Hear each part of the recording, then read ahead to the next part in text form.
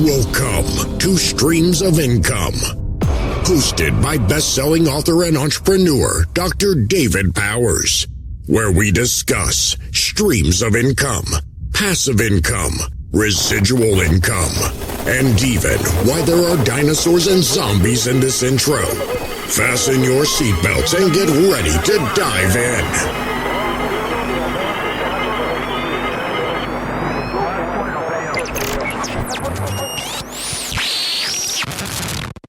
Hello, everybody. Welcome to the Streams of Income podcast. Thank you so much for tuning in. I'm glad you're here. I'm glad you are willing to give me some of your time to listen to either a business lesson or an interview with an amazing entrepreneur. So once again, thank you for listening to the Streams of Income podcast. I hope you enjoyed this episode. All right, folks, we are here with Coach Bobby Ruff, Liberty High School, and apologize for the video. We're having to do this on the phone, Wi-Fi issues and all that. But I want to talk about coaching as a career path. And Coach here has been in the game for a long time. I mean, he looks young. I mean, way younger than me. There's no gray or anything.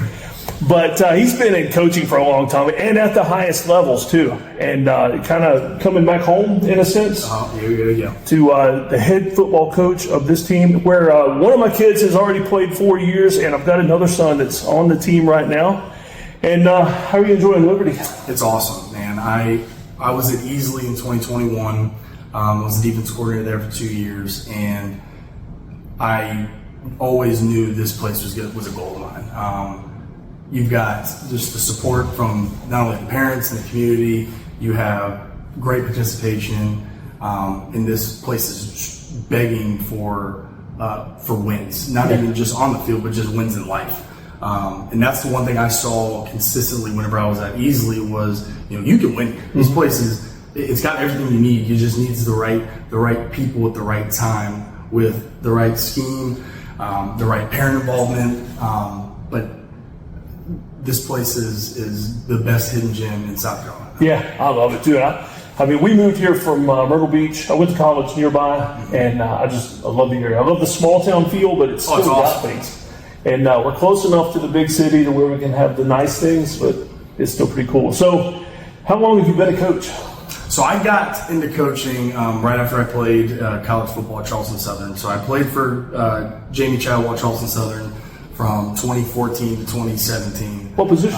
Played outside linebacker. Okay. And then did a couple pro days, had a chance to play in the NFL. I had 2 shoulder surgeries, and I was a good college football player. Mm-hmm. But to be elite and you got to go play in the NFL, I wasn't that type of player, and I had a bunch of injuries. The biggest thing for me in the career was I ended up coaching at my crosstown rival at the Citadel. Yeah. And so I did that for 2018, 2019, 2020. I started out as a GA, a graduate assistant working with the secondary, working with the safeties, and was blessed to get a full-time job being the tackles and tight ends coach in the triple option offense at 22 years old.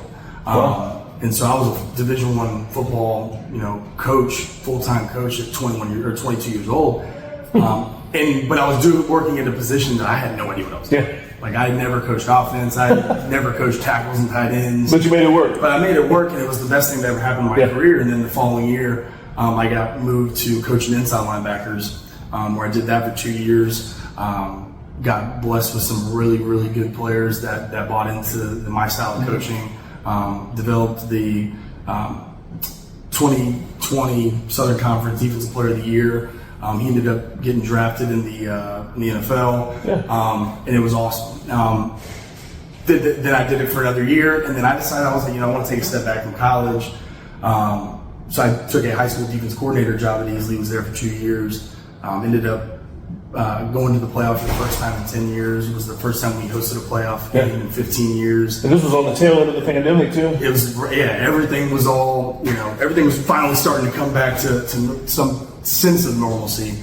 And then Coach Chadwell gets the job at Liberty University, and I told the head coach at Easley, Coach Dura, the only way I'll leave is if Coach Chadwell calls me or I get a head coaching job where I can't turn down. So it was either Liberty University with Chadwell or it was hopefully going to be Liberty High School. And that wasn't going to be, the case at Liberty High School because they weren't looking for a coach, and I couldn't turn down Coach Chowell. Was at Liberty University in 2023. We went 13-0. Played in the Fiesta Bowl. Played against Oregon. It was a great experience. It was won the Conference USA championship, and it was the first conference championship ever in school history. Yeah. Then in 2024, and I was the outside linebackers coach, and worked with defensive line and outside linebackers. Did that in 23, 24, and then moved to the assistant inside linebackers coach last year. And then when this job came open, I told Chowell, hey, if I get off this job, I'm going.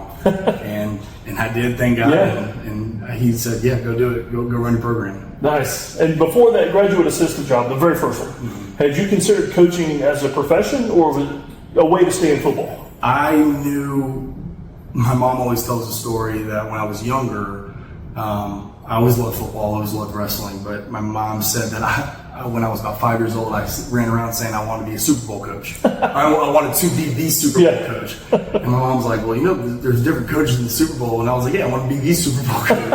But I always knew I want to be a coach. Yes. That's pretty cool. And so, all right, so college level, you have to educate me a little bit. So college level, you don't have to teach classes. That's your full-time job. That's your full-time job. Now, high school, are you going to have to teach classes, or does the head football coach not have to? So no, I'll teach classes. Okay. I'm certified to teach English. Okay. And so I'll teach one class during the season. So first period, I'll have an English class. Second period, I'll have planning. Third period, I'll have lunch duty. And then fourth period, we're going to get everybody involved, JV, varsity, into the fourth period. Yeah. Second semester, I'll teach 2 classes, first and second period. Okay. Seems like a lot, though. I mean, you almost get a feel that, or you tell me, I mean, with everything that goes on in a head coach job at a high school, not having to teach classes would definitely be easier, I assume. It would be easier, but it's also, it's a double-edged sword. It would be easier on me not having to teach, but there would be some issues where, the teachers in the building, they'd be like, well, he doesn't have to teach, and he does all this stuff. I don't mind it.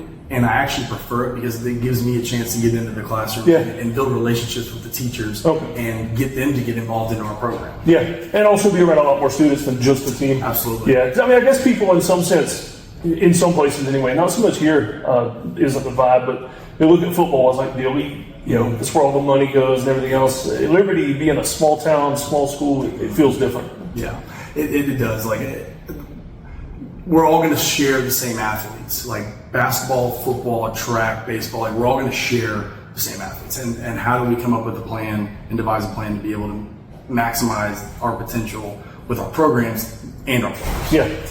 So if a kid is in, let's say they're in high school now, and they're considering high school football as a career path, would you say, play ball, definitely, keep playing ball, but go to school to be a teacher is a possible? Yeah, if you want to be my biggest regret was I went to college and started out wanting to be in education. Okay. I changed that, and I always knew I wanted to coach, and I was like, well, I'm going to get a communications degree because I wanted to have a backup plan just in case I didn't want to go and coach and teach, where I wanted to be a college football analyst or be on ESPN, so I did public relations and things like that. But the best career path from my point of view is if you're going to be a high school football coach and that's what you want, go to college and get certified to teach. Yeah. Because one, it makes you more hireable, and you're going to have to teach anyway if you want to coach high school football. Okay. But there's also another avenue where if you still want to coach high school football but you don't want to teach, you can be an adjunct coach for a program. Like I've got, I just hired three guys and retained about 5 of them. And 4 of those guys are adjunct coaches where they work a job and then they come to practice and they're still involved. Okay.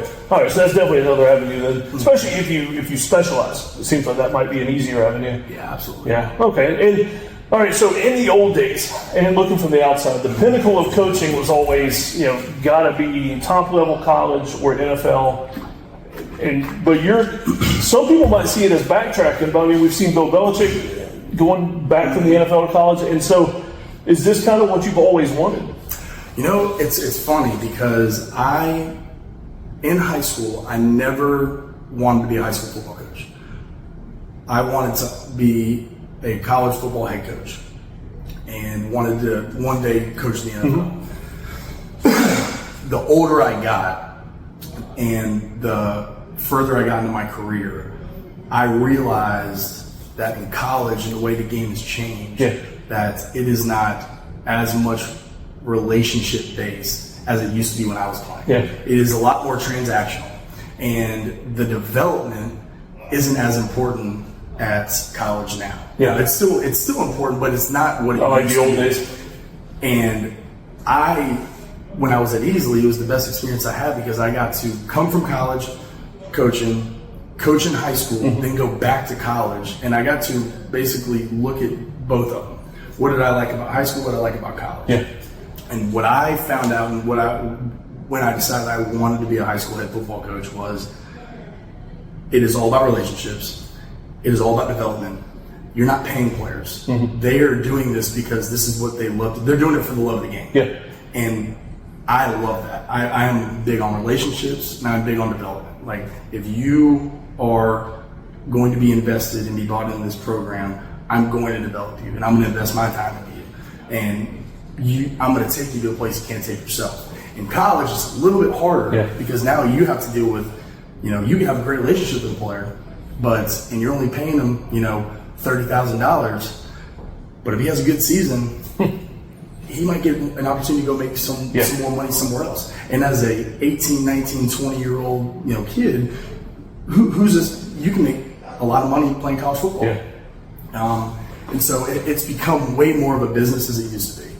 High school football is more genuine, and you've got issues that you can work through and that you'll run into, but the development, the relationships, and just being able to build something is why I want to be a head coach.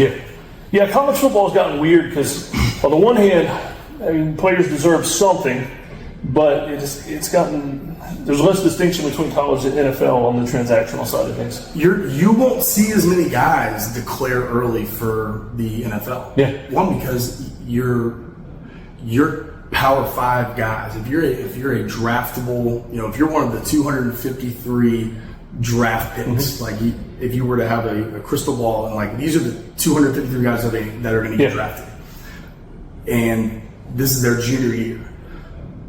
Why would they leave early and go to the NFL when they're making the same amount, if not more, of what they would make in the NFL over a certain amount of time? So you're seeing guys playing college now that are really good players for 5, 6, 7 years. And then going to the NFL, and they have a 2-year career and so forth, but they made more money in college up to this point. And you're top of the totem pole at college. You go to the NFL, you're the bottom guy. 100%. Why not? And if you're looking at it, if it's more of a business thing than the love of the game, why not treat it as a business opportunity? And absolutely. And I've always told, when I would recruit players, I would say, hey man, listen, you come in as a freshman, and if you're good enough to play as a freshman, you have a good season, we will help you go somewhere else and go make a lot of money. Do it while you can, because you have a chance to set yourself up generationally at a young age if you do it the right way. And how is it good leadership from me as a coach, tell them to not do that? It is selfish on my part, because I would do the same thing if I was in their shoes. If the opportunity is presented to me, why would you not do it? But also being able to give them the tools of, hey, let's get you into some financial literacy. Let's be able to show you how to manage the money, because you're going to make an incredible amount of money. But then whenever you get done and you don't go play in the NFL, say if you're making $100,000 at Liberty University and you graduate, you don't play in the NFL. You might have to take a job where it's going to be a $40,000 job. How are you going to change your lifestyle? Right? So those are some of the things that it's changed drastically, but it's also kids can benefit in the long run from it. Those are the stories I love out of the NFL. More so than the career highlights is the guy, the middle of the road guy that's in the NFL for a few years and then comes out and starts a business or buys into something or starts a nonprofit. I love those stories.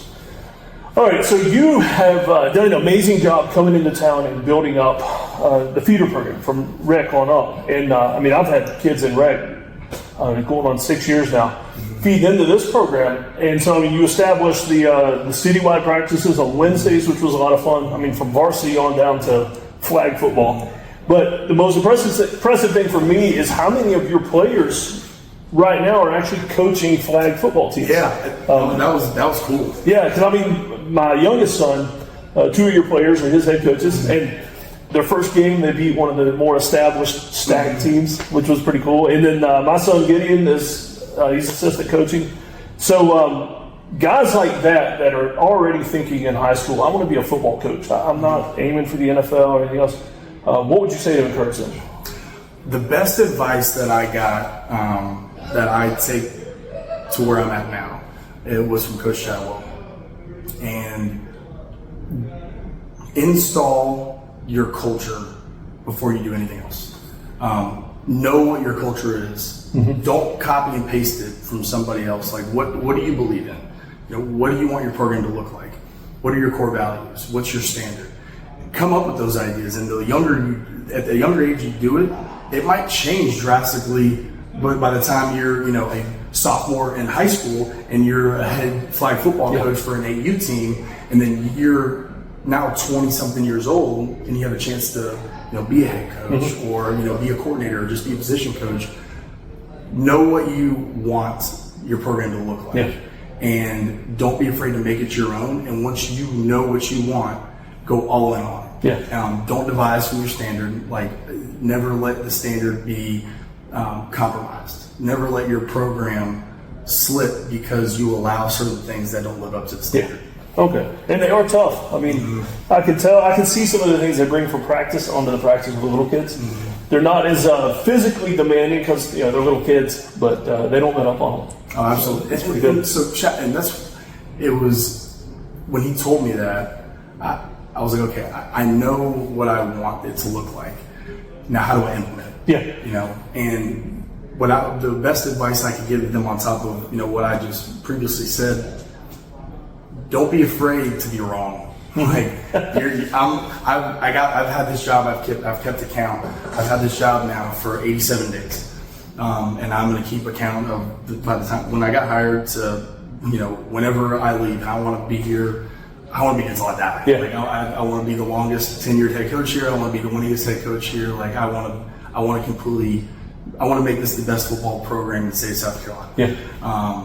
But I want to make sure that whenever I'm telling kids and explaining to them what it looks like to be a coach, never be afraid to be wrong, because you are going to be wrong. Yeah. In 87 days being here, I've been wrong a lot of times and I've had to figure it out. Yeah.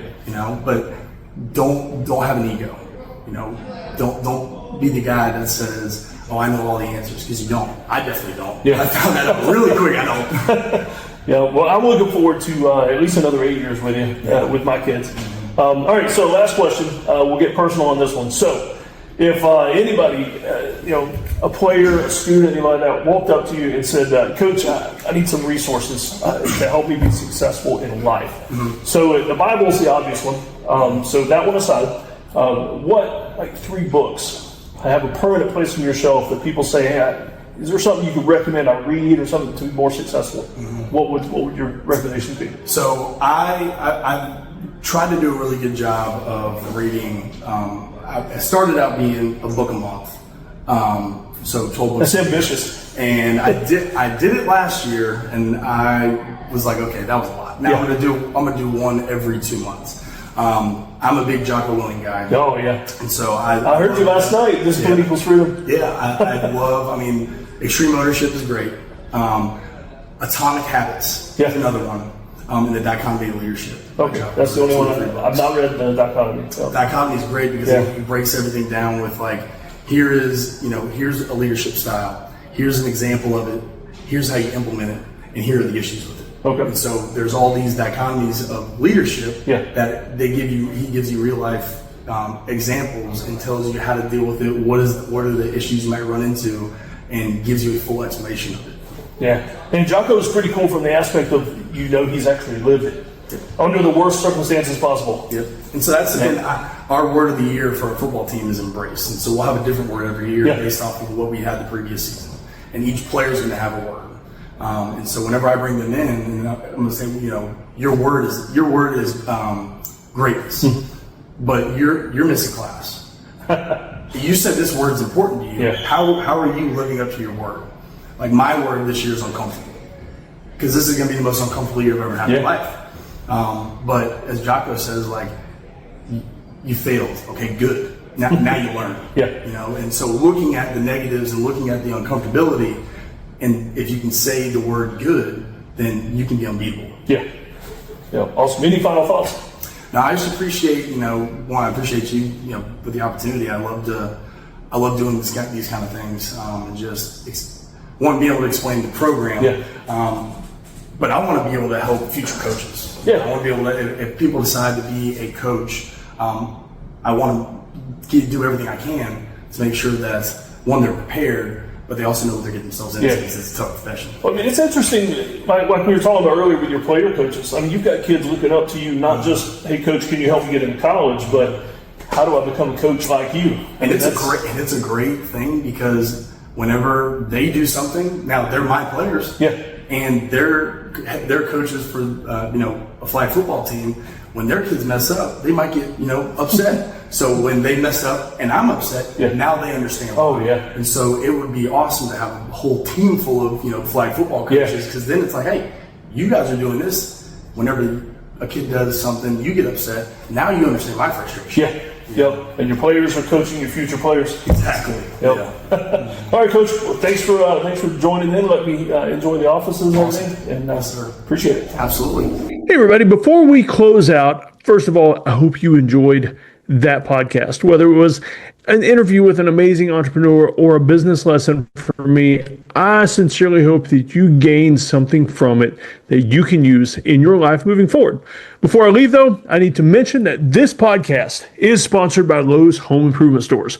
I have become a Lowe's creator. It's a pretty cool thing, because on this farm, I'm looking out the window right now and seeing all the things that I want to do around here.